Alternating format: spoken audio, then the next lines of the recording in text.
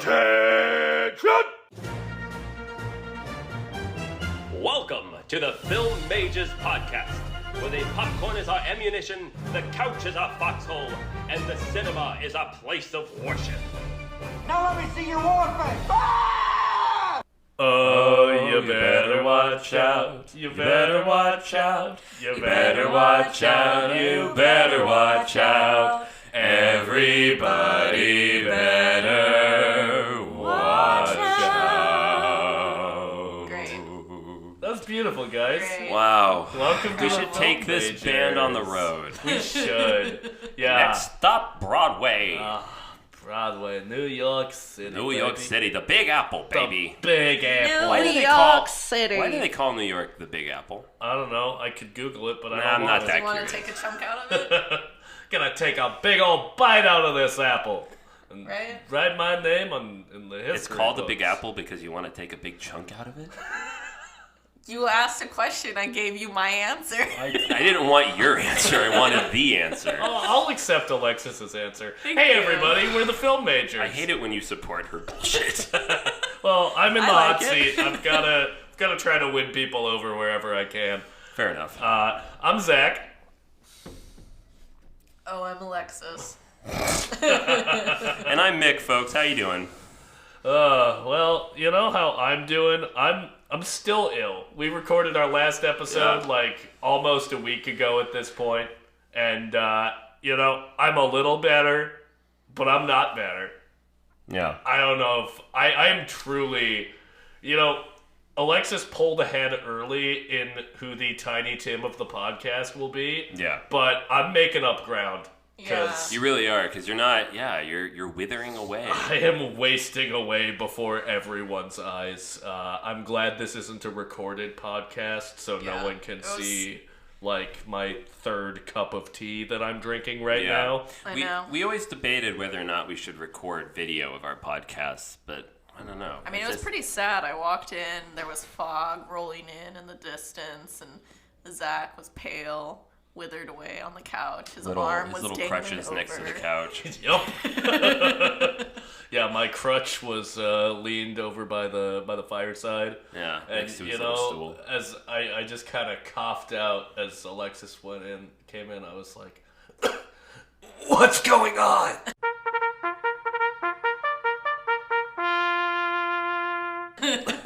Yeah, very nice. Yeah, Well Okay, done. that's fine. I painted a picture. You did. I already forgot about what's going on. It's a full ass segment, and every time we come in, I forget.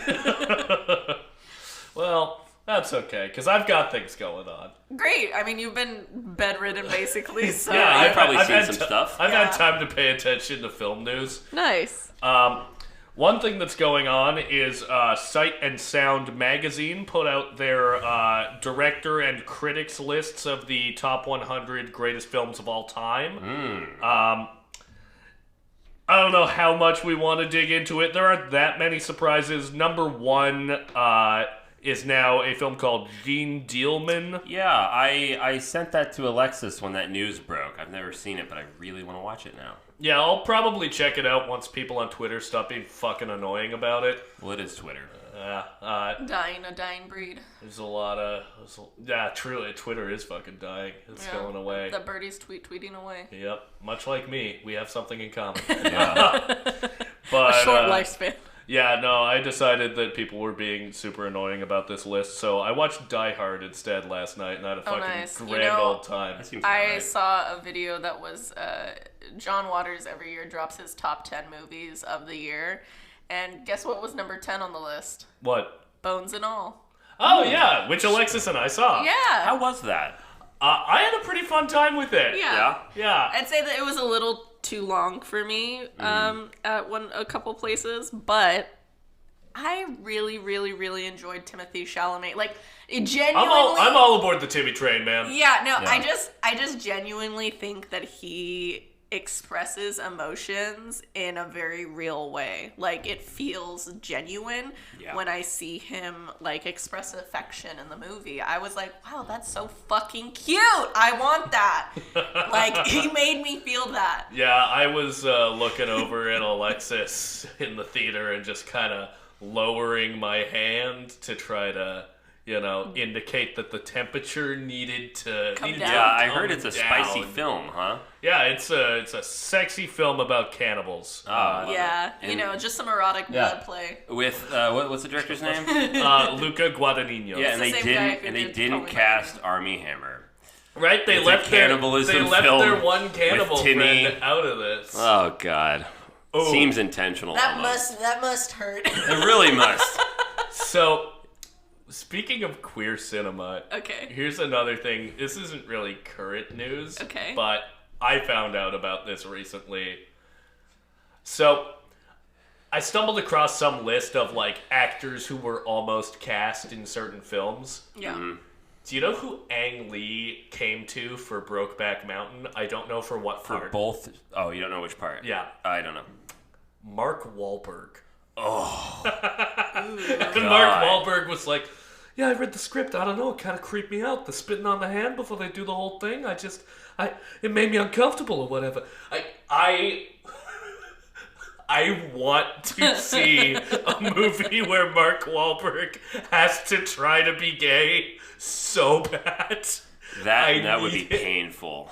That would All be I get is so a few high painful. altitude fucks a year. Brokeback Mountain. What's going on? What's going on? What's going on? You fucking homo? Me too. Let's kiss. Oh God! Thank God that didn't happen. Oh my god. Good Lord, Yeah. dodged a bullet.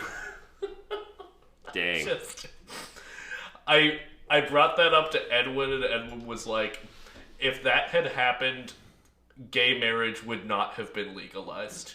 I'm not Yeah. saying that Brokeback Mountain is responsible It's like the for butterfly gay marriage effect. being legal, but if Mark Wahlberg had been in it, it would not have been. Yeah. You know what Brokeback Mountain is responsible for? Alexis getting horny as fuck. You're a No. weird, No. interesting bonding No. session with your father because he thought it was just going to be a regular Western. Yeah. that's one of and you just what they brought to the Vitia family household that year was my father immensely uncomfortable with the energy in the room because he bought a ticket to that movie thinking it was going to be a Western about two men in a friendship. Which it is. In it's some not ways.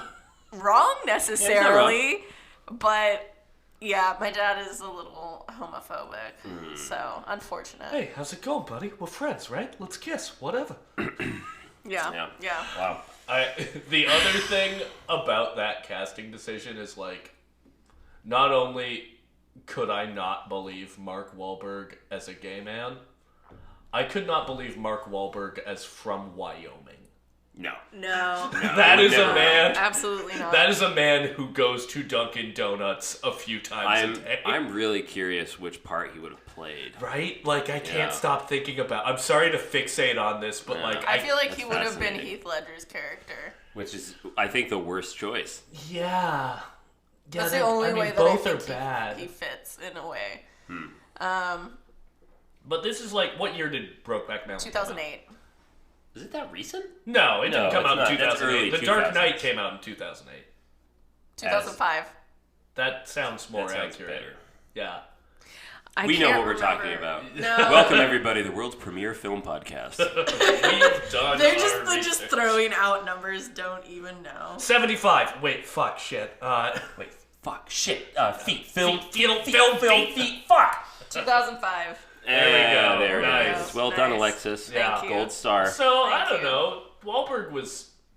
No, he was... Yeah, no, that wouldn't have worked. No. You know, Heath Ledger and Jake Gyllenhaal,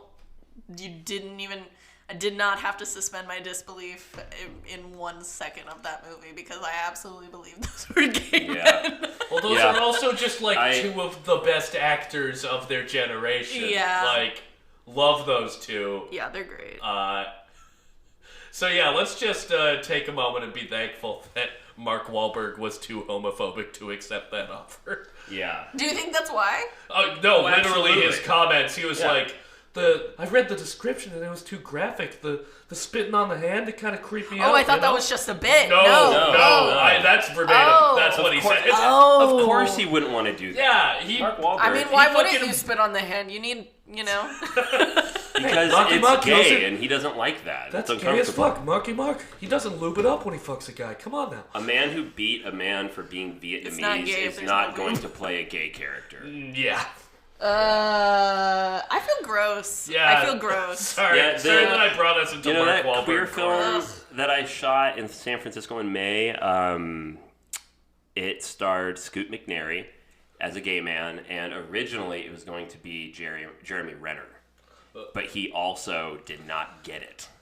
He didn't understand. See, And I'm so thankful they did not cast Jeremy Renner because Scoot McNairy was so good. I cannot wait for that movie to come out. that just reminds me that phrase, "I don't get it," just sums up my dad like perfectly in every way. You remember, because we've been watching Viva, which is like a queer kind of Latinx centered story. Okay. And I was explaining to Mick about how my dad and my nephew basically had this whole conversation in front of me about how they did not understand why butch lesbians dress like men, and they were like saying like, do they want to look like men? And I was like, do they want to be a man? They're not going to be a man by just dressing like a man. And I was like, that's not the point.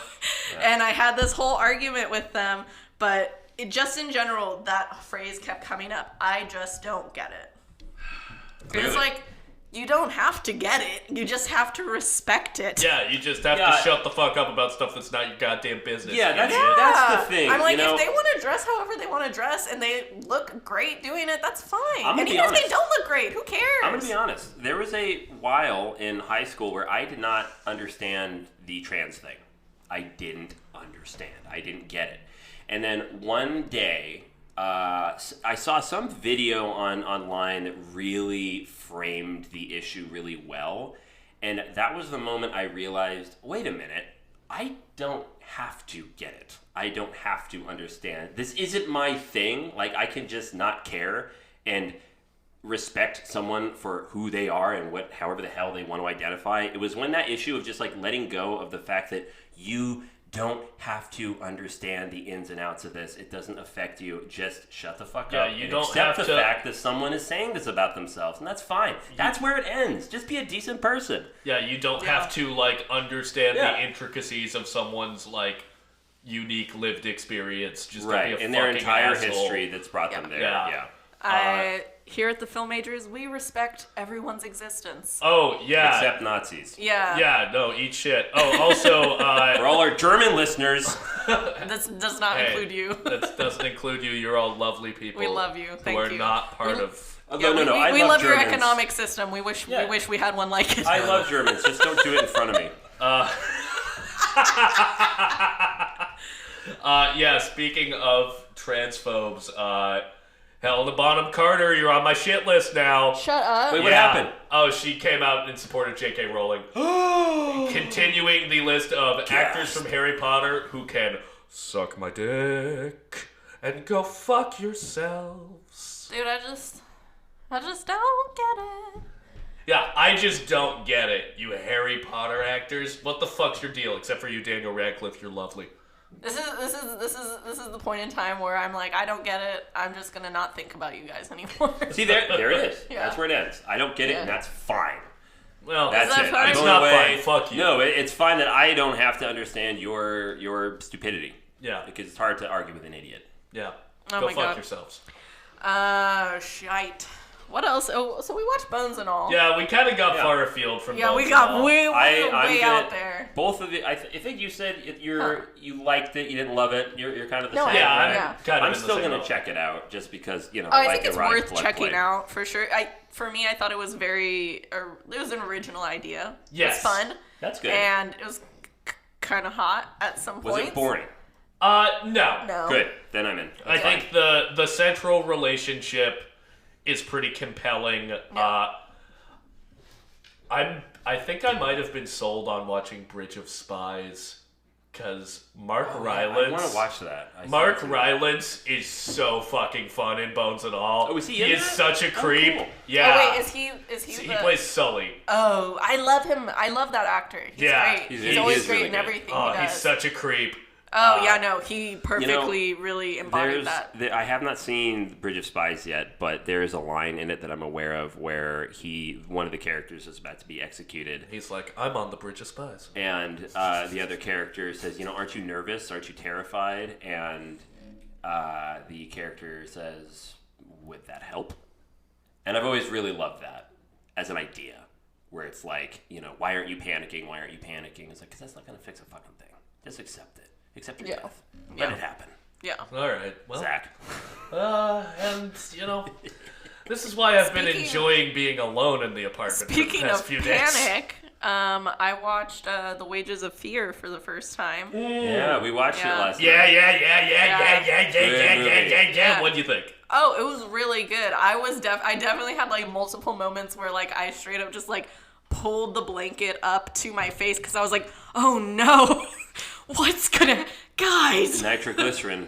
Bad stuff. Bad stuff. There was like multiple times where I thought something was gonna happen and it didn't. And that is always a mark of a good movie, to know where the tension is and to not give it to you until you don't quite expect it. Yeah, the character of Joe is fascinating to watch. His arc. Joe Mama? No. Got you. I fucking got you. You did get me. I got you so good. It's fascinating how he starts.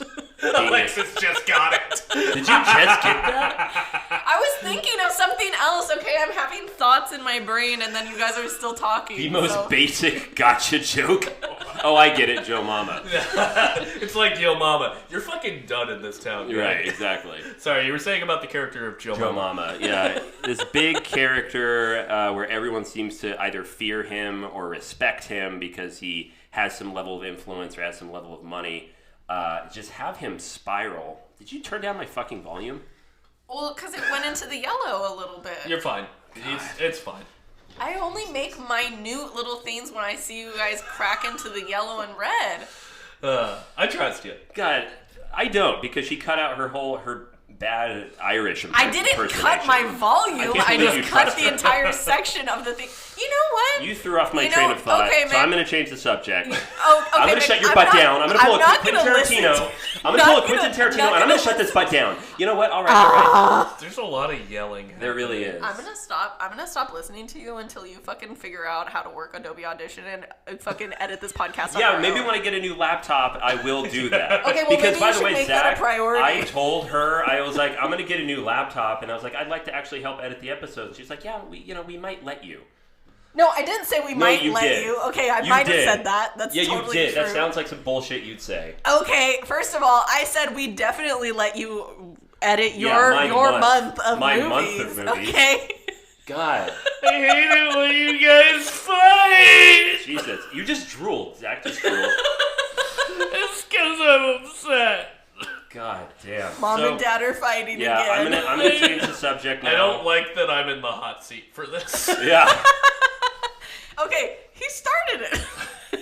You know? Yeah, no, I really I'm gonna finish it. No, you're not. Hold on. I have something to say. God damn it. Well, just like a white man to keep going on one point. Oh my god. Yeah, remember how I said I'm changing the subject?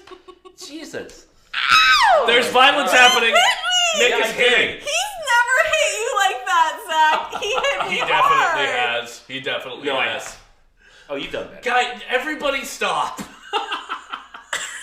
This is my favorite episode so far. No, I don't like it. A weekend ago, I watched the new movie, The Inspection, which is a Elegance Bratton film that I worked on in Mississippi, starring Raul Castillo and Jeremy Pope. It's about a gay character who is serving in the military during the Bush administration. Played by Mark Wahlberg. How's it going? I'm gonna suck. What's going on? I'm gonna marry Marine. And it's really good. I recommend that everybody. Oh, don't be clutching your arm. You're weak. Weak. You sound like my dad. Holy shit, guys! There's no crying in baseball. Crying in baseball. Do we need to take a pause? No. Alexis, we're on the air. Are we safe? I was play fighting for a while until you punched me. We have fun on the podcast. Jesus fucking Christ, guys. No hitting. You know what? I'm establishing a rule. I did not do that. Yeah. He started it. Okay. Mick, no hitting women on the podcast. Don't give me that look, Mick. You're not forgiven. Fuck off. This is sorry. Boo. This is a new rule. I can't believe it has to be said, but Mick, you're no longer allowed to hit women when we're on the air. Can I hit you? Yeah. Okay, good. Not right now, though. I'm sick. All right, fine. Mick, you were saying about the inspection. It's a great film. I recommend everyone go out and watch it. I brought it up because Raul Castillo is in Vida, excuse me. Yeah. He's very, very good. And everyone should check it out because the only movie I've worked on that I've actually seen in the theater is Nope. And I didn't love it. And I think it was because I was really distracted by the fact that I was involved with it. So every time I saw something, I was like, oh, I remember that day, this and that. Yeah, I had a really similar experience watching Emily the Criminal, which I worked on. Right. Like, yeah, I was It takes you out of it. I know that I was here, like 100 feet away eating a taco. Right, exactly. But the inspection, I have to say, actually, I wasn't pulled out of it. It was really, really good. So I recommend everyone watch it. Yeah, check it out. It's in theaters right now. In New York and in LA. Speaking of violence against women and the people that you love, I watched The Northman.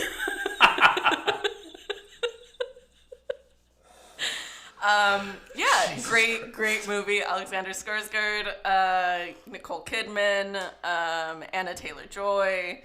It was great. I had some notes from it. Do you want to hear my notes, Zach? I would love to hear your notes. My notes other than violence against women? Yes, please. Great. No, here's my first note. I understand why my mom doesn't like violence in films. Oh. As there is enough in the real world. Also, I knew the mom was a traitor. Yeah. Because the crows were swarming her outside of her house. So, like, when he first sees his mom, he sees her pop open the doors, and she's trying to chase away these crows that are on the rooftop. And at that point, we've already established the context of the crow representing the father's spirit. So, seeing those crows on the rooftop and her trying to bat them away and them kind of swarming her, I immediately was like, this bitch is wrong. Look at you paying attention to the fucking symbolism. Hey. What is that? So that's known, right? Like, if crows are around, if they gather around somebody, that means they're a traitor? Is that from something? No, the dad is literally the fucking, what was he called? He's, like, referred to as, like, the crow of something. Yeah. So, like, Ethan Hawke's character is, like, connected to crows. Yeah, so, like, when there's a crow that literally comes up to Alexander Skarsgård's character, and you can tell that he believes that this crow is the embodiment of his father's spirit. So then later on, when you see the mother again for the first time in this new situation, you see all these crows swarming her. So I immediately think that they're not on her side, and therefore, like, she must have done something. Like, it was the context of the crow. Okay, that's it. My next note was, it reminds me of Mandy. Quite a bit. Hell yeah. So the brutal terror, the lost love, revenge, and quests. And also love a quest. I love a quest. I also love some fucking weird kind of like visuals going on. I think just like the imagery of like, what is his name? That plays the fool. Oh, Willem Dafoe. Willem Dafoe. Yeah. Why could I not think of his name? The man, the myth, the legend. The man, the myth, the legend. Yeah, just all these like random little shots of him. Just the way that they lit a lot of those scenes, like, you know, with like the fire and stuff. It was really great. And then I said, LOL, mom and son have played husband and wife. Yep. Yeah. They Sally fielded Nicole Kidman. So at one point they kiss in the movie, and I was all, ugh. Saw that coming. Yeah, that's it's definitely an adaptation of Hamlet. Yeah, and then my favorite line of the movie was, "Isn't it interesting how easy it is to become a princess when they take you for a wife?" And I was like, yes, damn, yeah. Great. Robert Eggers still doing it. I know a lot of people who didn't love The Northman as much as his other stuff. I need to rewatch it. I would, but it's a fucking blast. I probably won't rewatch it, but I liked it. I've said before, Robert Eggers is the director that I'm probably the most excited about. The new up-and-comers, that is. And yeah, I'm with it. I didn't love it. I really liked it. I appreciated it for what it was. But, like, The Lighthouse is still my favorite. Yeah, same. All right, well. Anything else going on? I don't think I have anything. Let's get out of what's going on. All right. Yeah, buckle up, fuckleheads. Bye. Okay, well, no, we're still recording the episode. Oh, You don't get to thought go that was anywhere.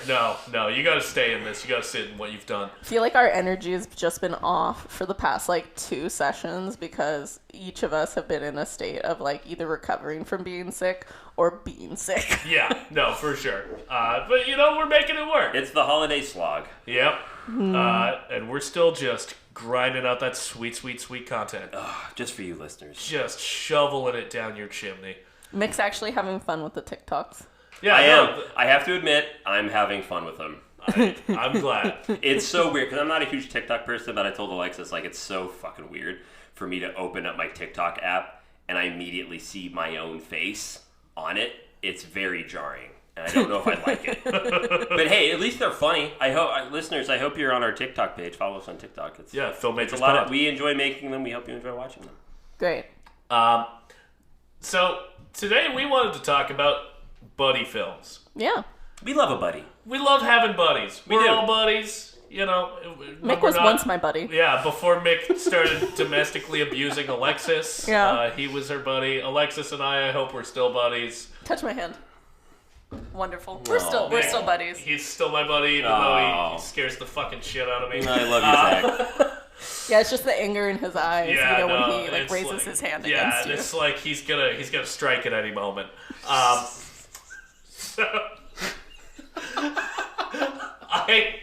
He's so gleeful about it too. There's no remorse in his eyes.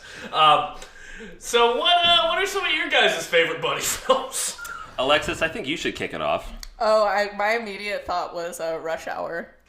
I've never seen Rush Hour. I Really? would say that if you didn't grow up with it, it's probably not going to be a great watch because as far as this being 2022 and that movie came out in the early 2000s, it is racist. For sure. there's definitely the jokes. I'm like, oh, those aren't really funny. That's really just taking a shot at other cultures. As essentially an American taking a shot at other cultures because it's I don't fucking speak your language, kind of thing. But Jackie Chan is incredible. The movie that introduced Jackie Chan to American audiences. And when we watched Casino Royale the other day, a couple weeks ago, I told Mick while we were watching the parkour scene, I was like, what I think is that Jackie Chan and what they did with Rush Hour, because Mick, I think you explained this to me, is that Jackie Chan straight up they were doing scenes, the fighting scenes, and he was like, I'm going to bring my guys from Hong Kong to film these scenes specifically. So you can tell in Rush Hour what scenes are the American operators, and then you can tell the fighting scenes that Jackie Chan is in, the movement of the camera is different. Yeah, because that's something else too. It's not just the stunt team. He brought in his own camera operator from Hong Kong. And you can really tell the difference. Yeah, and I mean Jackie Chan's just fucking great, and the way he coordinates those fights it's just incredible. The way his brain works, and honestly, the chemistry between him and Chris Tucker is great, and I think Chris Tucker is pretty funny in the movie, except for the racist comments. For sure. I mean, if you like kung fu movies, which I know you do. I do. Who doesn't? Yeah. You should check it out. But, you've seen Drunken Master, right? I've shown you that? Yes. Yeah. Drunken Master 2. So you remember the bad guy, the baddie in the end, the tall guy that was doing the crazy kicking, who was his bodyguard in real life? Yeah. He brought him in for Rush Hour. Mm-hmm. And you I don't know if you know the famous scene where Chris Tucker's walking out and immediately he gets kicked in the face and it's so fast. He's like, all right, which one of y'all hit me? Yeah. And that was Jackie Chan's bodyguard that did that. Yeah. Oh, so I maintained, though, that in Casino Royale, the parkour scene, I was like, I think that a lot of the way that the Bourne identity and, a lot of these, action movies, in the mid to, later 2000s, probably got a lot of their ideas from Chinese cinema. Oh, for sure. Yeah. I mean, just the way that the camera moves and the way that they started to coordinate the fights. Yeah. Yeah, I mean, you look at... a lot more like that. You look at The Matrix, they literally brought in Wu Ping Yun, who was one of Jackie Chan's guys, to train the whole cast how to fight and choreograph all the fight scenes. So, which is, probably the most influential action movie on of maybe the past 30 years. So, like, Probably. thank you, China, Yeah, for thank giving you, that Hong to Kong. us. Thank you Thank so you, much. Hong Kong, for giving that to us because, American fight scenes left a bit to be desired by that They're point. lazy. Yeah. They are lazy. I mean, that's the thing. You see these, it's all jumbled together, it's all cut together. It's because, as they say, these heroes, these stars, they don't know how to fight. Yeah. In Hong Kong, they do. They're Yeah. fighters and they're actors, and they all started in Cirque du Soleil and all that kind of stuff, and it really shows. That's another great film, Super Cop, with Jackie Chan. Meet the cop who can't be stopped. Oh, and I think I only watched half of Police Story, but it was pretty fucking funny what the half that I did watch. that's a Jackie Chan series, right? That's a Jackie Chan Yeah. movie. Yeah. I think I've seen It's because- the first one. Yeah, it's really fun. Okay, so we're way off topic of buddy Yeah, we're movies. way... Right now, But- our favorite but- buddy movies are Hong Kong cinema. Okay, but My It all favorite comes buddies, back to my Elvis. favorite buddies are Ip Man and his fists. Yes. I do love Jackie Chan and Chris Tucker. I thought that they have great chemistry. It's no wonder that they made like a bunch of sequels to that movie because they're fucking hilarious together. Yeah.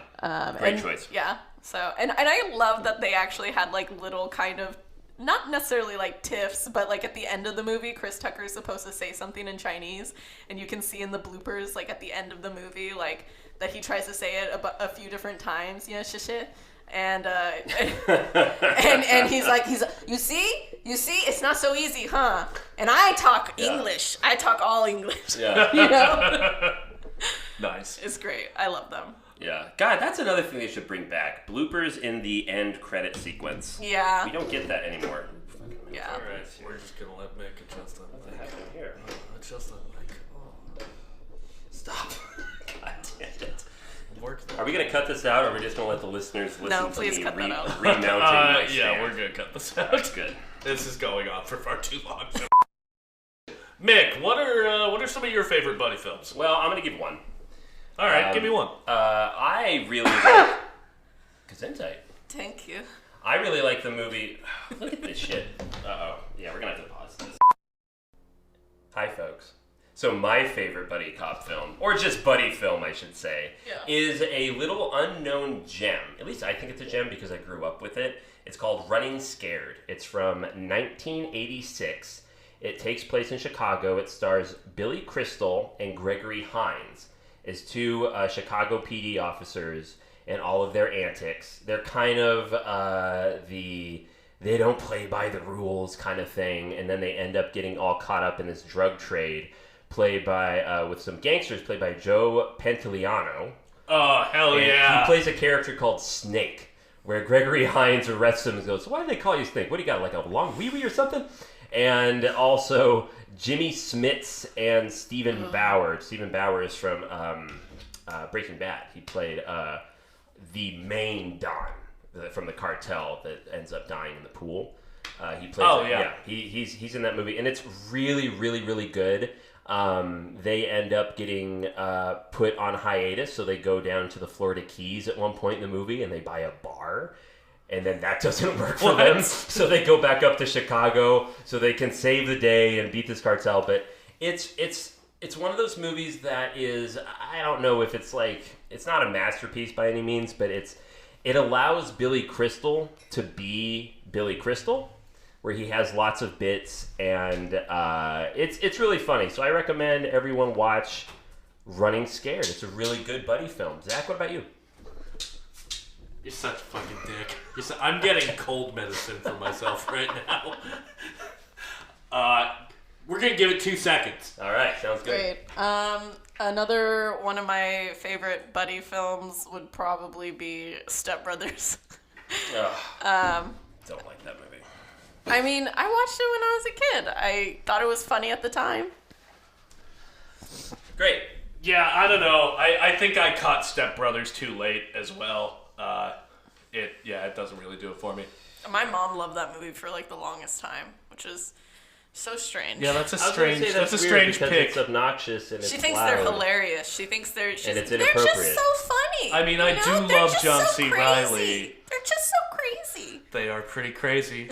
They are kind of kooky. See, I saw Step Brothers when I was like in middle school, and I still didn't like it. It was like, this seems so... Seems like you were a fucking bummer in Sounds middle like school. immature. Dude. No, I loved other things. I mean, It's I not grew bad. up with boy cousins, and we used to watch like South Park and Family Guy. So I'm gonna say that my choice in comedy at the time wasn't real highbrow. A buddy film that I love is it's Mr. Jones and Mr. Smith. Okay. It's Men in Black, baby. Good choice. Oh, that Men is in a good Black choice, yeah. is like a perfect buddy comedy. Yeah. And I think it's part of the genius of that movie is like it sells you on this like incredibly complex big world that you haven't been introduced to before. Yeah. By structuring it around like a traditional buddy cop movie formula. Yeah. It's just another day at the office. It's Right. just another case. Right. Yeah, I really love that movie. Will Smith and Tommy Lee Jones have incredible chemistry. Hey, who'd have thought? Interesting pairing. Yeah, and But that's kind of the key to a yeah, good that's buddy the key film. to a good buddy cop movie. Is how, or a just a weird good marriage buddy of movie. Yeah. characters. Yeah. Another one is Who Framed Roger Rabbit. Good buddies. Interesting. Roger Rabbit and Bob Hoskin. yeah, Bob Hoskins. Yeah. There you go. You're welcome. Yeah. Thank you. Well done, Alexis. You know why? Eddie Valiant. Because he's the voice of the goose in Balto. In Balto. I knew you were going to say that. And it all comes back It all to comes Balto. back to Balto. Sweet. Well, that was fun. I thought you were going to say Lethal Weapon. But, you know, I mean, that's a basic answer. Yeah, I mean, I would have said The Nice Guys as well. Good That's movie. one of my favorite buddy movies. Yeah, The Nice Guys, written and directed by Shane Black. Oh. That's interesting. Seems like he wrote a lot of It those did buddy seem like movies. he wrote a lot of those movies. Seems Do we like he classify maybe- buddies as just being two people that are mainly together, specifically? Yeah. Okay. We should do a different episode that's like best crew. Yeah. Like a Ooh, crew yeah, I movie love would it. be I really love. A good fun. ensemble. I also Yeah. beyond just buddies. I love a crew. I love a crew. We love a crew. Yeah. We love getting the crew together. Who Yeah. are just they're We the all best at love what they do. heist films here, right? Oh, heist films are probably They're the one of the best. things that I agree with you guys on the most is how much I love heist They're movies. the best. Yeah, they're Yeah. great. You gotta get together to pull one last job before you get out of the game forever. Yeah, and Exactly. that reminds me of that video you showed me last night about how you need to play to convention when you have something that's being advertised as a specific genre, so the audiences know kind of like what they're going to get, but you also can't be so predictable that you bore the audience. So you have to play with convention, but you also have to bring to the table something new, which is the key to a good crew film and a good heist film. Is we all know kind of how this is going to go, so if you can kind of change it up, Yeah. and make it unique and make it original, that's fantastic. I think the quote from the video we were watching was play to convention but avoid cliche. Right. Yeah. Ooh, that's good advice. Which, Yeah, it is. speaking of Mark Wahlberg, The Italian Job, the remake, really good. They do a I great job. still at have that. not seen that one, and I've always meant to see that one. It's really fantastic. Yeah. That I don't want to give it away, but Yeah, don't, because I do actually want to see that. They movie. avoid cliche in Yeah. that film really well. About halfway through the movie, something happens you don't see coming. It's great. It's really, really great. Check it out. Love it. But unfortunately, we're not talking about crew films right now. We're talking about buddy films. Great, and I think we milked that teat for all it's worth. And I'd like to talk about the buddy film that we're going to be diving deep into today, which is Shane Black's Kiss, kiss, bang, Bang, Bang, baby. Yeah. Bing, bang, bang. Bing, bing, bang, Yeah, bang. it's a 2005 film starring Val Kilmer and Robert Downey Jr., and it is a film that I love because it is a Christmas classic. Anyone? Dead air.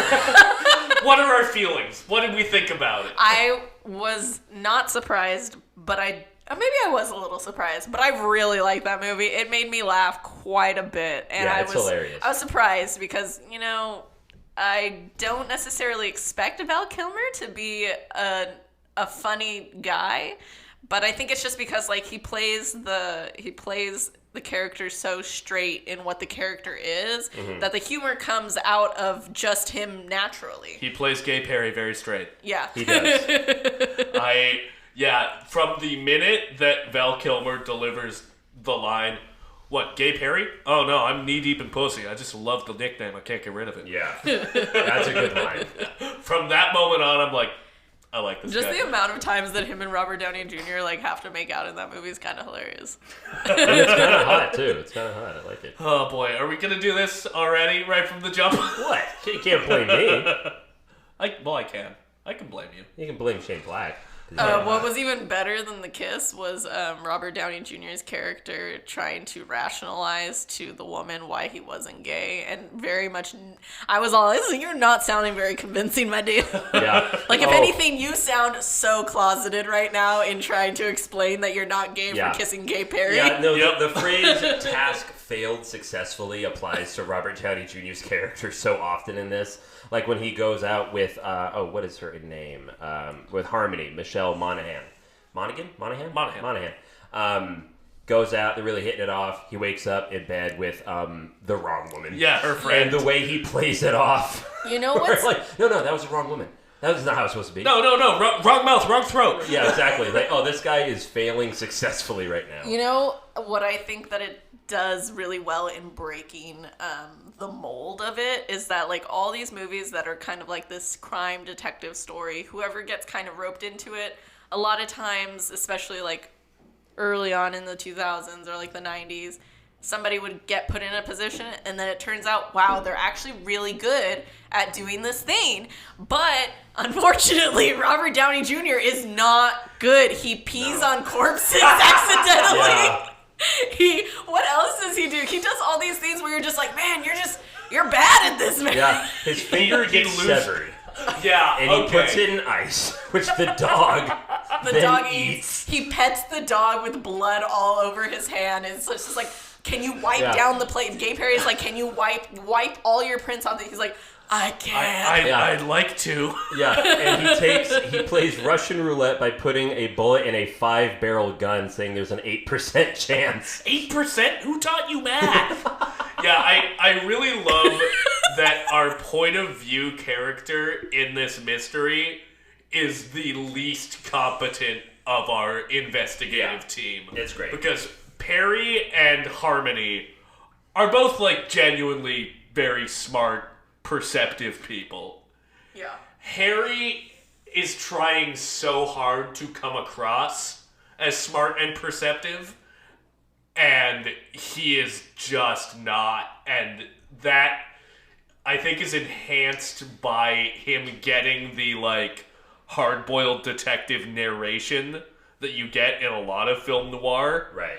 Which, you know, might lead you to believe that, this guy, he's so jaded and hardcore. He must be so good at his job. Okay, I love No. that opening because you have the opening of the party, you have his narration, and he's like, let me show you how I got here, right? And then you flash to him being like a crook, essentially, and he's robbing like a children's store. Mm-hmm. And then you immediately realize, oh, he's not good at this.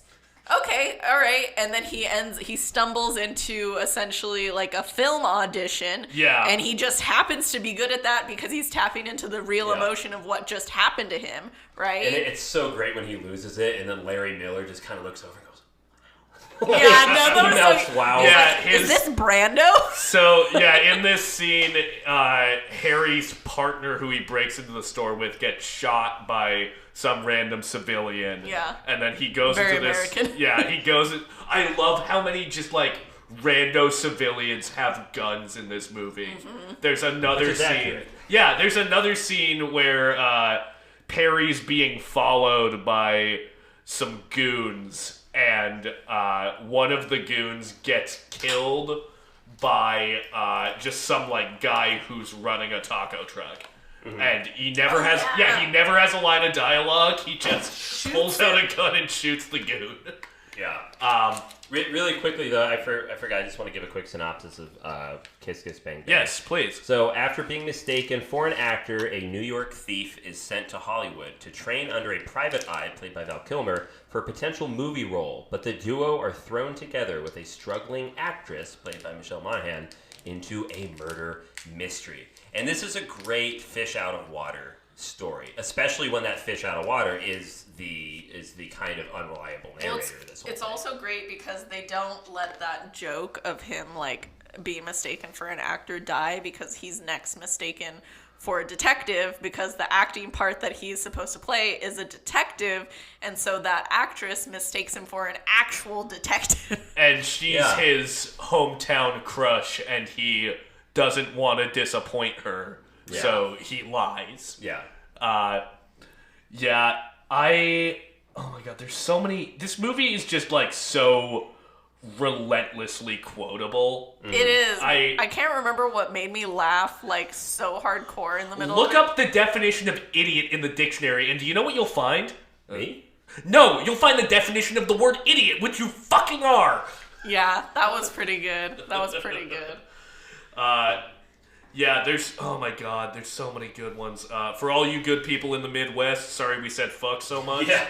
Which, we should sign this podcast off with every single time. Yeah, we really should. I wasn't really a nipple detective. Shane Black. Oh yeah. So when she passes out at the party, and that douchebag rapist comes in and starts kind of touching her, and he comes in like, you know what? Don't think. Walk away. I'll mess you up, like I'll fuck you up. Smash cut to Robert Downey Jr. getting the shit kicked out of him by this guy. Again, it gives you something you don't expect. I love it. I love it. So the most surprising scene for me was when there was just straight up a spider on this woman. That terrified you. It did, because I don't like spiders, and also like he's trying to like get the spider, but this man's not good at anything. This man is not good at one single fucking thing. He can't even get a spider off of a woman without fucking slapping the shit out of her titty. Well, okay? He's trying to get it off of her without like making it seem like he's groping touching her. Yeah, and then the spider crawls into her bra, so then he has to like flick her fucking bra, and then she wakes up because her titty got fucking flicked. And then she's like, "What are you doing?"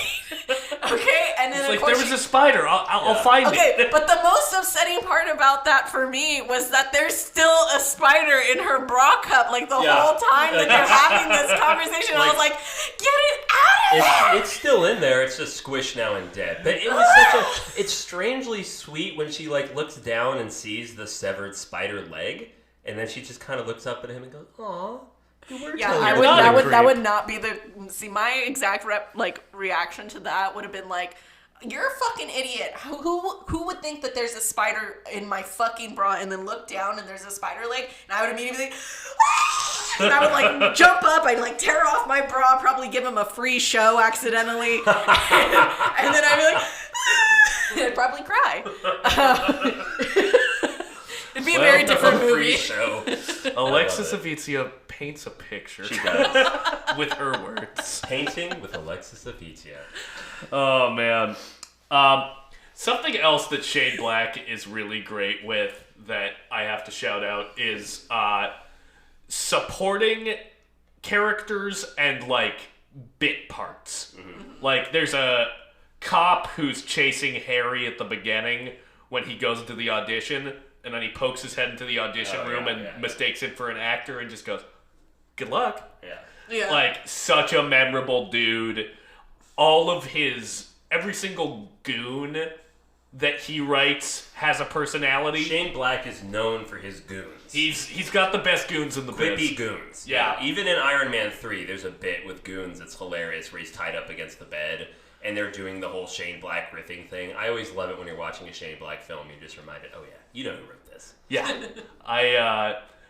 I think my favorite of his... I mean, he got motherfucking Keith David to play a goon for him in The Nice Guys. In The Nice Guys, yeah. But yeah, the goons in this movie, second to none. So funny. Their whole bit about, I'm Ike, Mike, and Mustard. That reference is pretty fucking obscure. Well, fuck you, Mr. Mustard. Yeah, because it's playing, it's suggesting that, it kind of reminds me of Tarantino a little bit, where it suggests that these characters have already previously argued about this thing, and there's a dynamic between them that we're getting a glimpse of. Yeah, it makes the world feel lived in. It's great when you bring in these characters that aren't there to simply service the script, where they do feel like their own people. They are their own characters that come in just for a time, but it still adds to the overall gestalt of it. It's really great. Yeah, like, I think that, look at that opening where Harry's partner gets shot. you could have had his partner get shot by the cops, but instead you have this like random hero lady civilian on her balcony come out in her dressing gown with her hair all up, being like, "We're gonna stand right here, assholes, till the cops arrive." And I think when your like bit players feel like they are part of their own movie that you're not seeing, it makes the world feel like that much more real. And I think Shane Black is like exceptional at that. Yeah, he doesn't let them not have their own personality, even if they only matter to that one specific scene. So I think his writing improved for Kiss Kiss Bang Bang. If you wanted to compare it to Lethal Weapon, I would say that the supporting characters in Lethal Weapon aren't quite as pronounced. Or maybe just as a director, he like lets that part of his own writing breathe more. That's right, because this was his directorial debut, right? This was the first movie he directed, I think. Wow, great, first one, right? The other thing that I hate about movies, like, remember when I talked about Bullet Train versus The Gentleman? Yes. Is, God, I hate it when I get to the end and I'm like, oh, that was the reveal? Oh, well, that's honestly in many ways that you're explaining everything, but that was kind of boring. Like the reveal was disappointing, and the reveal's not disappointing The Gentleman because it's not just one reveal, it's like two more reveals. And they do the same thing in Kiss Kiss Bang Bang, where it's like, oh, we're revealing part of the story, and then eventually you get to the end where you finally figure out what the fuck all happened, but none of it feels contrived. Like, it all makes sense. Yeah, and the conclusion, which I think is another thing that happens in a lot of Shane Black movies, the conclusion to the mystery is kind of messy and sad. Yeah. Because, like, to kind of get into the central mystery of Kiss Kiss Bang Bang, Harry and Perry find a dead woman in a lake who turns out to be the daughter of this actor who was estranged from him. And I'm not going to be able to explain all this, especially having sipped cold medicine. Yeah, okay. Now that's not going to... I'm realizing that I'm not going to be able to get through it. Please. Okay. Give it your best shot. Okay, great. I've only seen the movie once, so I will give it my best shot and my only shot. You only got one shot, one opportunity. Everybody gets one. Okay, so they find this body in a lake, and it turns out to be the daughter of this famous, very, very wealthy actor. Harlan Dexter. Played by Corbin Burnson. And so he, essentially, like, they were estranged for some reason, and then she comes back, and she had a lawsuit against him, and then the lawsuit's going to be dropped, and she's the body that they find in the lake, right? And then the next day comes, and, obviously they've tried to get rid of this body, and Harmony, that actress that we talked about before, they think that she killed herself, but it turns out to be her sister who stole her ID. And then the reveal essentially is, Zach, do you want to take it away now? Yeah, the sister hired Harry and Perry to investigate this girl's death because she thought that the actor Harlan Dexter was her biological father. Yes, so that is the first kind of layer of this cake. The next layer is that Harmony had this relationship with her sister when they were younger, where like the dad was sexually molesting her, the sister. The sister, yes. And so she was always telling her this story about how your dad's not really your dad. Your dad is actually this famous actor who stars in these Johnny Gossamer movies, which are like these pulpy detective movies. Yeah, based off the books. And so she does all this research. I think she obviously has like a lot of problems because of the trauma that happened in her youth. And basically ends up finding this guy who was actually in a Johnny Gossamer movie in this world, right? Yes, that shot in their hometown. Yeah, and so she finds him. She figures out who he is. She goes out to LA, and when she finally finds him, she sees him sleeping with the body double of his daughter, who he hired to withdraw the lawsuit. Yes. So it turned out where she thought it was an incest. Yeah. That's why she hired Perry. yes. And the reason why she killed herself is because her new father was also a piece of shit. Or Yes. so she thought. Not to say that he wasn't, because he obviously had his daughter killed, so And, like, just a different type of piece of shit. for sure. And like for the whole movie, it's kind of like, oh, is Harmony's sister the body double? Was that, Yeah. she comes to LA looking for her new dad and Yeah. he finds her. Like that seems like a plausible explanation. Yeah. But the actual reveal is much messier and much more sad. Yeah. And Yeah. I feel like the nice guys kind of has a similar conclusion where the good guys don't really win. It's, They scrape by. yeah, exactly. Your heroes scrape by at the end. I love that in The Nice Guys, where at the end they're sitting at the bar and Ryan Gosling looks at Russell Crowe at the end of it all and he goes, well, at least you're drinking again. Yeah. And Russell Crowe's like, yeah, like genuinely, he's like, you know what, yeah, that is a little victory that I should hold on to. Yeah. Yeah. I think Shane Black's a bit of a nihilistic screenwriter. Yeah, he definitely doesn't believe in a clean, happy ending. They don't really exist. No. I enjoy that about him because, I mean, if we're talking about like breaking conventions, then American cinema is very much about having like a clean, well wrapped up ending. Yeah. And I've personally never really truly been into those. I've always really liked open endings, but they don't really, for a very long time, they did not screen test well with American audiences, so they don't do that. But like, I don't know why, but I'm thinking of those fucking Liam Neeson fucking movies, Taken, where it's just like, it's like there's a central conflict and then this person's trying to get to this one goal until the very end. And of course, it's really punchy and actiony or whatever, but like, that's all they're really good for, Yeah. Whereas like this movie, it was just, there was so much going on and so much character in all the different characters that it's just, it's so interesting despite there not being just one central kind of goal necessarily. It's very, very character driven. And this does a really good job of the example of good writing is this happens because this happens. This affects this as opposed to this event happens and then this happens and then this happens. It's instead of and then it's supposed to be therefore, right? Right, exactly. This happened and therefore this happened next. Right. And this movie also does something that you said you appreciate, which is when a movie broadcasts what's going to happen later. Oh, it's great. With the Johnny Gossamer thing where they're joking about how, all the books always end the same. The guy gets brutally tortured, but then he ends up getting away and there ends up being a shootout and he kills like 60. It's always 16 guys. 16 guys. And then eventually Robert Downey Jr.'s character ends up getting tortured when he gets a car battery stuck to his balls. Oh my God, and is that's being such a good electrocuting him. And then Perry is basically fucking with the guy torturing him, going, oh, man, I bet you want my cock.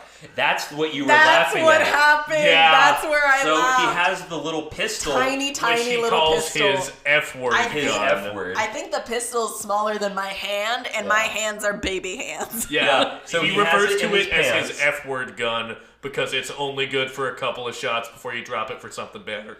That was a awful line. The audacity. Brutal. It also Brutal tells you so much about him because Perry's it comes life. immediately at the very beginning of the movie. Yeah. But within that the was first act. that was the line that got you to do a double laugh. No, yeah, which 'cause is he has the gun in his pants. He shoots him, and No, then he shoots him through his pants, pants. so he has his hand in, like, as if he's, like, touching his dick. yeah, Right? And then Robert Downey Jr. is like, "Oh, thank God, it's a gun." I thought it was like a gay thing.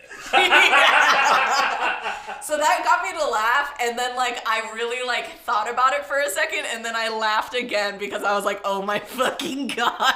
This is what you are worried about. Because it got me to laugh because I was like, oh my God, this situation is just too much. And then I had to really think, what gay thing could he be talking about? Yeah, but sure enough, he gets Had to tortured. rack my brain for a lot of different toys. That thing where you masturbate right before someone murders you. Gay. That thing where you shoot bullets out of your dick. God, I so gay. hate how gay guys are always shooting bullets out of their dick. God, I'm shooting blanks and they're shooting bullets. What the hell?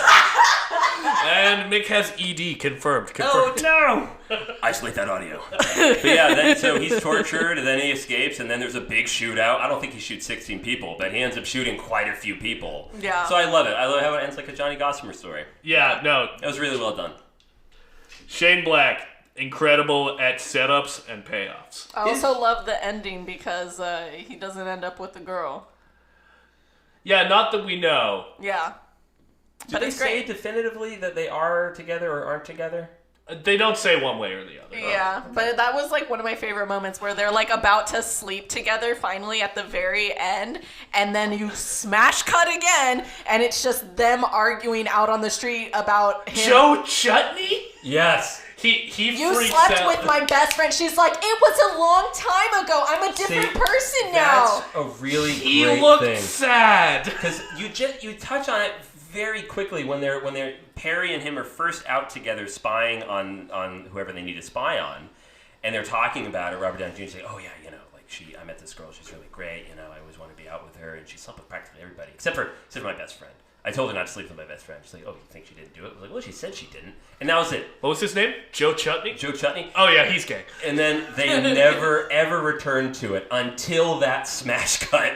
Yeah. It's so good. Okay, but also one of my favorite things is that like the jokey kind of lines that are like revealing character don't go away, because at the very beginning of the movie, Robert Downey Jr.'s character is the one who talks about like how sometimes you just like have sex with somebody because you kind of pity them and blah blah blah, right? The thing that he's talking about is like, have you ever had that thing where pitying someone, but you also have a huge Rodney? Is that sick? I think that's sick. Yeah. Like getting pity and wanting to sleep with someone all mixed up in your getting head. those confused. Yeah. We've all been there.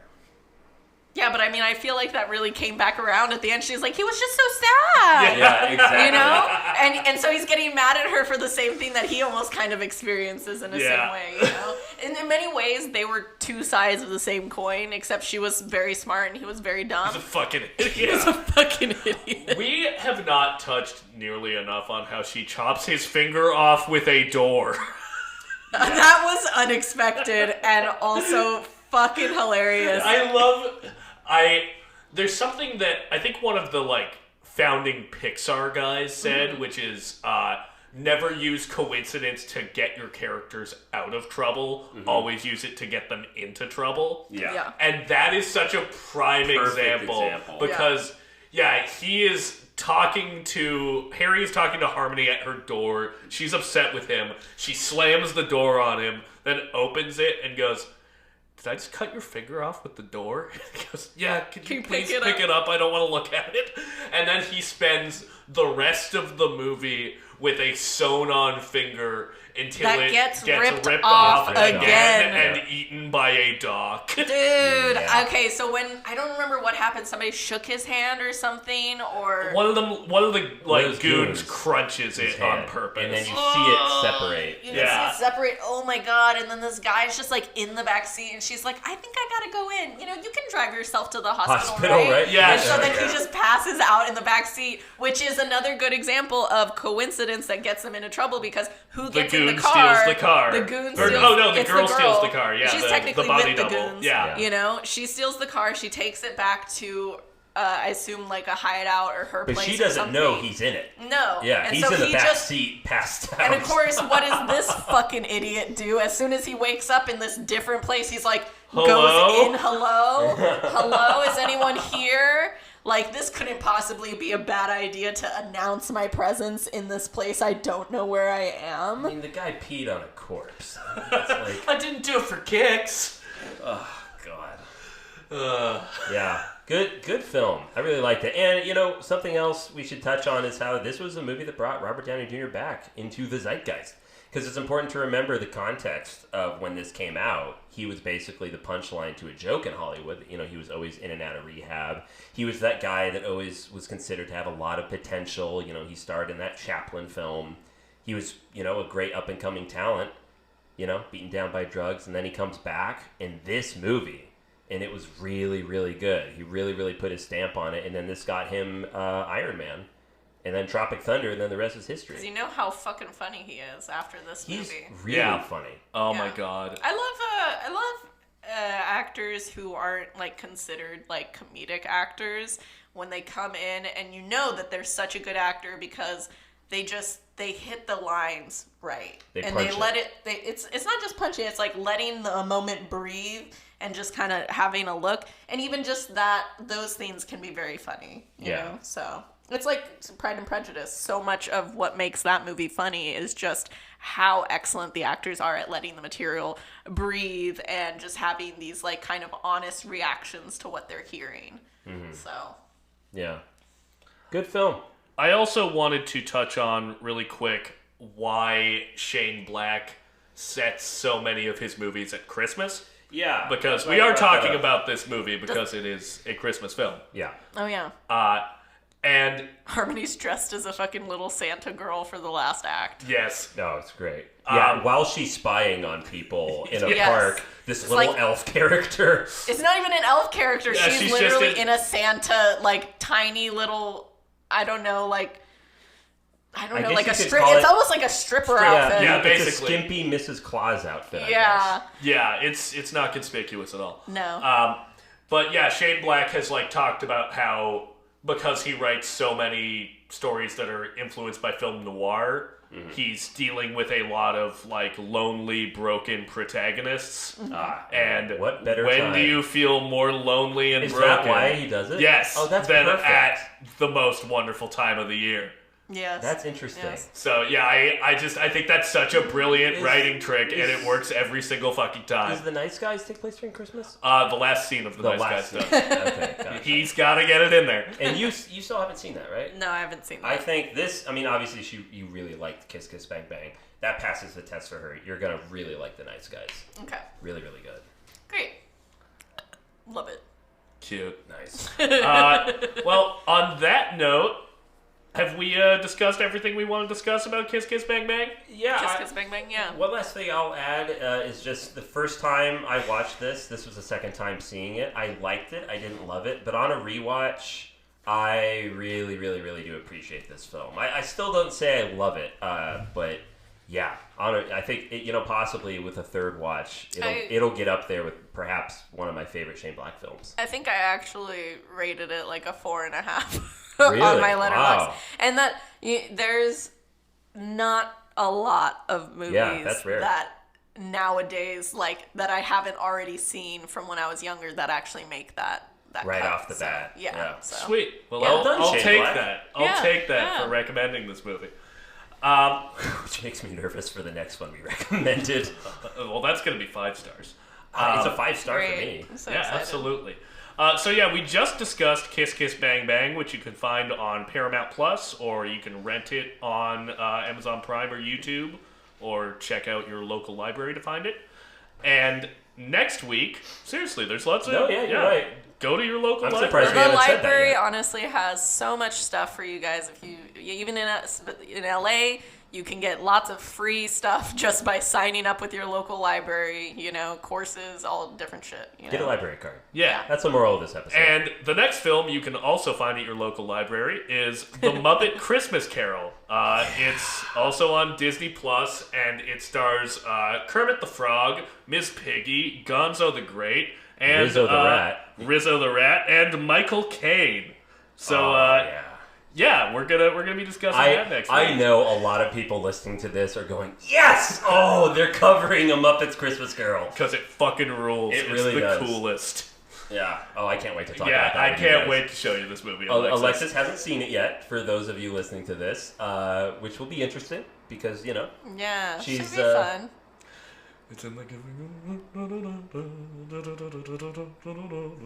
It's in the places we find love. It feels like Christmas. Yeah, we'll save it. the songs are bangers. Yeah, so if you want to follow us on social media, you can Great. check us out at Filmmakers Pod on Twitter, Instagram, and TikTok. And if you want to, submit some requests, berate us, compliment us, whatever. No compliments. I don't like that. All right. Well, I'll take a compliment. I'm sick. I I'll need take it. a compliment too. Yeah. You can Wherever I email can get us. These boys and their praise kinks. Wanting to be appreciated and calling that a praise kink. God, Interesting. You little sluts. You can email us. You. No, he was referring to us. You can email us at filmmagerspod@gmail.com. Great. And that's about it. Sweet. Well, Bye-bye. have a great holiday season. We'll see you Till next next time. week.